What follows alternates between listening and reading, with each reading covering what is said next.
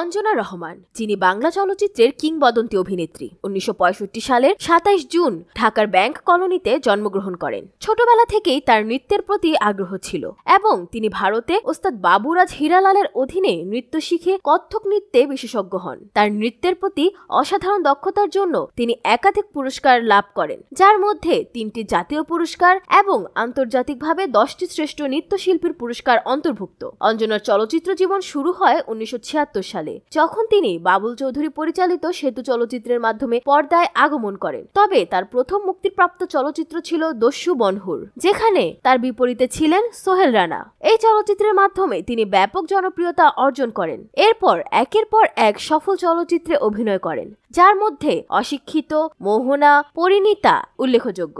অঞ্জনার অভিনয় পারদর্শিতা তাকে জাতীয় চলচ্চিত্র পুরস্কার সহ বহু সম্মাননা এনে দেয়। ব্যক্তিগত জীবনে অঞ্জনা রহমান ছিলেন 2 সন্তানের মা, ফারজানা নিশি ও মনি নিশাত।